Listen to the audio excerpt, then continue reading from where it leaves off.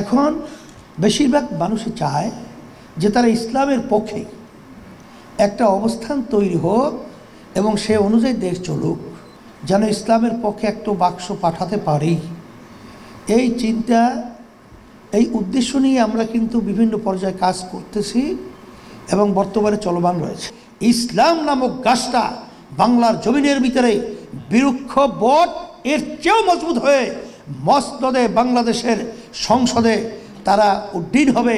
যাদের নাকি ব্যক্তি দলীয় স্বার্থকে অগ্রাধিকার দেয় দেশের চেয়ে, মানবতার কল্যাণের চেয়ে, আমাদেরকে সিঁড়ি বানিয়ে ওরা ক্ষমতার মসনদে উঠে তারা এই সুন্দর দেশটাকে 5 বার দুর্নীতিতে চ্যাম্পিয়ন, চোরের দিক থেকে ফাঁস বানিয়েছে। ওই স্বার্থন্বেষী মহলদের আর আমরা সিঁড়ি হিসাবে পরগাছা না হই। আমরা ইসলামী আন্দোলন বাংলাদেশ আজকে বাংলাদেশের 53 বছর স্বাধীনতার পরে আমরা যে নীতি আদর্শের মাধ্যমে দেশ চলছিল আমরা সেটাও দেখেছি। 2024 জুলাই আগস্টের অবস্থান আমরা দেখেছি। এখন এই পরিবর্তন আমাদেরকেই করতে হবে।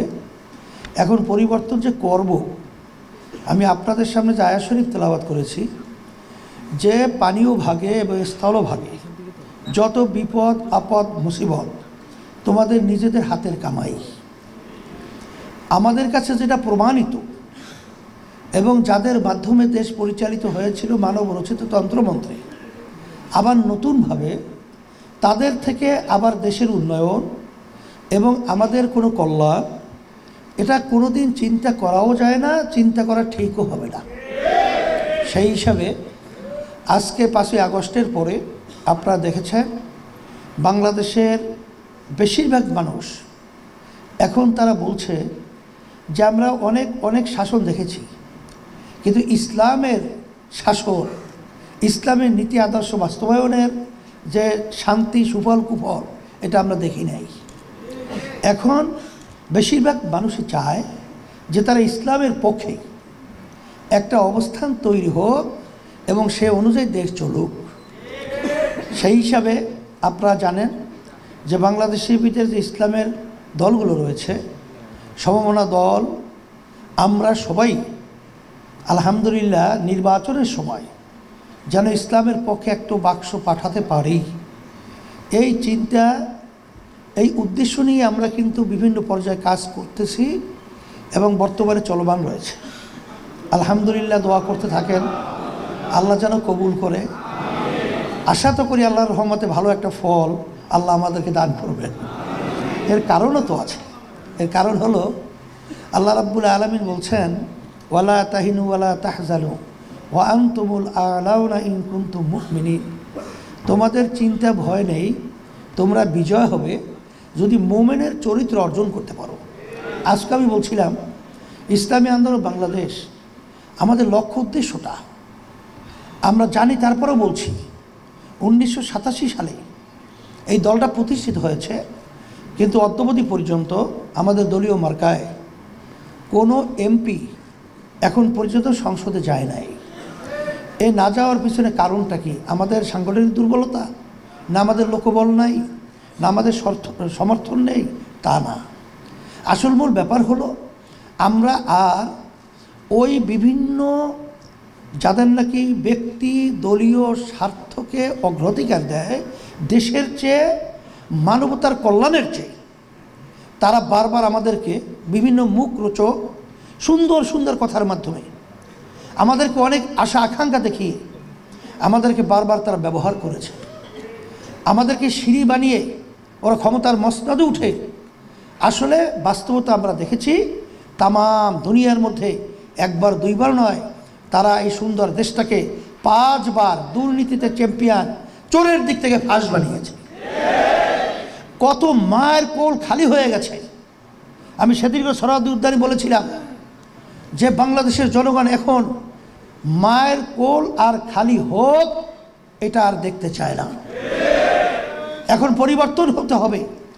আমরা কষ্ট করে টাকা উপার্জন করব, আর সেই টাকা ভ্যাট ট্যাক্সের মাধ্যমে সরকারি ফান্ড জমা হবে, আর তারা ক্ষমতার চেয়ারে বসে আমাদের কষ্ট অর্জিত সম্পদ, আমাদের কষ্ট অর্জিত টাকা তারা বিদেশে পাচার করবে বেগম তারা তৈরি করবে, এটা বাংলাদেশের মানুষ এখন আর দেখতে চায় না, এর পরিবর্তন করতে চায়।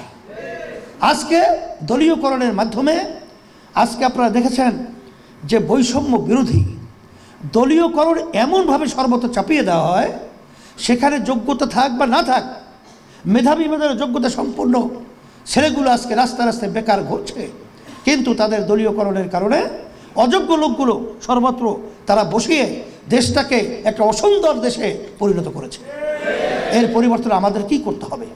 সেই হিসাবে আপনারা জানেন যে ইসলামী আন্দোলন বাংলাদেশ, আমরা চাই যে আমরা যেন আরও ওই স্বার্থন্বেষী মহলদের আর আমরা সিঁড়ি হিসাবে পরগাছা না হই, ইসলাম নামক গাছটা বাংলার জমিনের ভিতরে বৃক্ষ বট এর চেয়েও মজবুত হয়ে মসনদে বাংলাদেশের সংসদে তারা উড্ডীন হবে এবং সুন্দরভাবে এই দেশ এবং মানুষ সুন্দর বসবাস করার পরিবেশ তৈরি করবে। এই আশায় ইসলামী আন্দোলন বাংলাদেশ কারো সাথে কখনোই আমাদের আদর্শ বিকেই নেই, কখনোই আমাদেরকে ব্যবহার আল্লাহর আমাদের করতে পারে নাই। সেই হিসাবে এখানে আমাদের কোনো ব্যক্তি স্বার্থ নেই, এখানে কোনো এমপি মন্ত্রিত্ব, কোনো সম্পদ সম্মানের স্বার্থ আল্লাহর আমাদের ইসলামী আন্দোলন বাংলাদেশের আল্লাহ কিন্তু ফজলুল রহমতুল্লাহি আলাই তারও ছিল না, আমাদেরও নাই। সেই হিসাবে আমি আপনাদেরকে বলবো, আসেন যদি এই ধরনের একটা স্বচ্ছ দল, আজকেও এক নেতা আমাকে বলছিল আমাদের দায়িত্বশীল যে বাংলাদেশে অনেক রাজনৈতিক দল রয়েছে, সব রাজনৈতিক দলের ব্যাপারে বিভিন্ন ধরনের কিছু না কিছু বিতর্ক বা সুবিধা অসুবিধা রয়েছে, কিন্তু একমাত্র আল্লাহর রহমত ইসলামী আন্দোলন বাংলাদেশ এবং তার সহযোগী সংগঠন আল্লাহর রহমতের বিতর্কের ঊর্ধ্ব থেকে আমরা বাংলাদেশের ভিতরে ইবাদত হিসাবে রাজনীতি ময়দানে রাজনীতি করছি।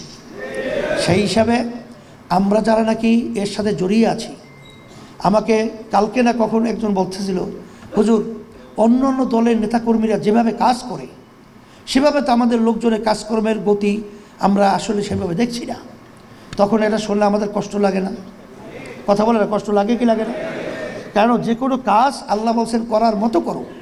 তা সেই হিসাবে ঢাকা দক্ষিণ এটা কিন্তু দাদা রহমতুল্লাহি আলাই, আব্বাজান রহমতুল্লাহি আলাই এবং ইসলামী আন্দোলনের কেন্দ্রীয় অফিস সহ সর্বত্র এই জায়গাটা একটা আমাদের বলতে গেলে মজবুত অবস্থান, কিন্তু সেখানে কাজের গতিটা কিন্তু আরও বাড়া দরকার। এটাকে আমি আপনাদের কাছে যে দাবিটা করছি, এটা কি অমূলক না ন্যায্য না অমূলক? তাই যদি মূলক হয়ে থাকে, ন্যায্য হয়ে থাকে, সেই হিসাবে আমি আপনাদেরকে বলবো কাজের গতি যদি আমরা বাড়াতে পারি, মাঠ উর্বর রয়েছে, মাঠ প্রস্তুত রয়েছে, আমরা যদি আলহামদুলিল্লাহ সহি নিয়াতে ভাইদের কাছে মা বোনদের কাছে দাওয়াত নিয়ে যাই, দেখবেন তারা সাড়া দিবে, এটাই বাস্তব।